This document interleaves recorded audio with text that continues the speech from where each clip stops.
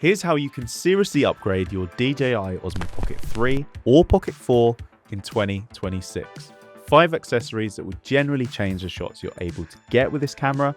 I did a video like this back in 2024 and it did really well. So I thought it was time for a follow-up. A lot has changed since then. I've added some new kit to my setup, and with the DJI Osmo Pocket 4 on the horizon, there's never been a better time to squeeze everything you can out of this little camera before the next one lands. Let's start with the one that's had the biggest impact on my footage. This slider from iFootage is the accessory that's unlocked the next level for me with the Pocket 3. And what makes it work so well is that they offer a dedicated Osmo Pocket 3 attachment, so the two are designed to work together. It adds this extra axis of movement, that smooth controlled glide you simply cannot replicate handheld, and because it's motorized, you can keyframe the movement yourself. You can physically move the camera to the start and end point, or you can add hundreds of points if you wanted to. I don't know if that's right, but you can add loads of points. And then you can choose the speed in which it goes to each point. So you can have it zip across a slider really fast, or you can have it just slowly moving across, depending on what the shot needs. And it will repeat the exact movement every single time. The way I use it mostly is for filming myself.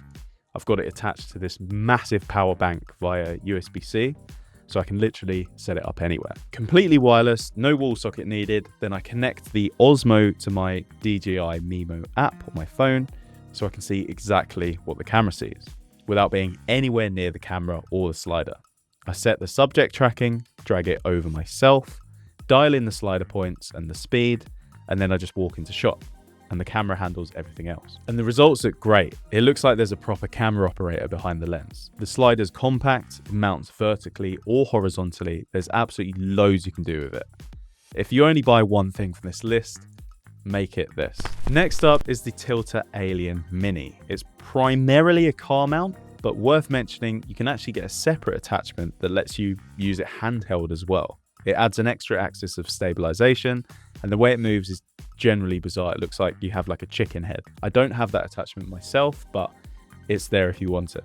What I do use it for is the mount, and it has been working great. It's not like some cheap dash cam style suction cup. It uses an electronic suction system that I've never seen before, and it shows you in real time how secure the mount is. The higher the reading, the stronger the adhesion. So you're never second guessing whether it's going to hold or not. It just gives you that peace of mind. And the suction on this thing is generally ridiculously powerful. You don't have to limit yourself to cars either. You can attach it to windows, glass, any smooth surface, and that thing is not coming off. It opens up some really unique angles that you just wouldn't be able to get any other way.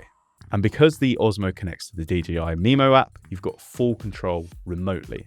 I did a shoot last year where I was driving my van and the passenger was controlling everything from the front seat, starting and stopping recording, tracking the car by just dragging his finger on the app while the Osmo was mounted to the back of the van. Completely hands-free for me. All I did was drive and the shots came out great. Obviously do this very safely. If you shoot travel vlogs, road trips, or just want to get creative with your angles, this one is a must. The third accessory on this list is the cage for the Osmo Pocket 3. And this is actually an entire kit from Ulanzi.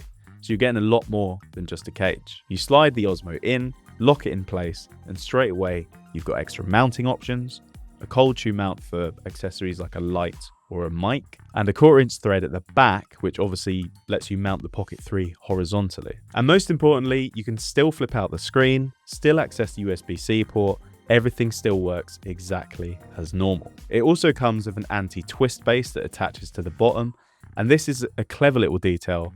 It actually moves the USB-C charging port to the back of the rig instead of the bottom, which means that you can charge the Pocket 3 with all the accessories still attached, and probably whilst you're still using it. There's a mini tripod included as well, and the legs just automatically extend when you push it down onto a surface and retract when you pick it back up again, which is generally really handy. And then there's a small LED light that clips onto the rig using the same quick release system. It's got adjustable brightness, up to 8 hours of battery life, perfect for vlogging in low light or just adding a bit of extra punch to your shots. But the metal build of the cage itself just gives you proper protection, and that extra weight actually adds stability as well. It just feels a lot more solid in your hand than the Osmo does by itself.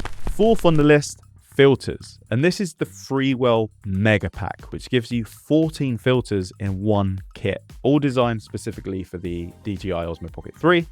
You've got ND filters going all the way up to ND 1000. And obviously having ND lets you control the shutter speed properly, so you get natural cinematic motion blur rather than that overly sharp jittery look. You've got Pro Mist filters for that dreamy glow in the highlights, and a light pollution reducer, which is brilliant for night shots. It just cleans everything up and gives you some really nice crispy results. A lot of the NDs actually have circular polarizers as well. You literally just twist it and you can control exactly what's reflected and what isn't. If you're shooting cars, you can make the colors pop more. You can choose whether you want to see into windows or block the reflection completely. It just gives you that level of control in camera that you just can't replicate in post. They're tiny, they barely take up any space in your bag. If you're serious about the quality of what this camera produces, filters are non-negotiable. Quick one, all of the footage you've been seeing in this video has been color graded using my own LUT pack, Daddy's LUTs. The Osmo Pocket 3 and the Osmo Pocket 4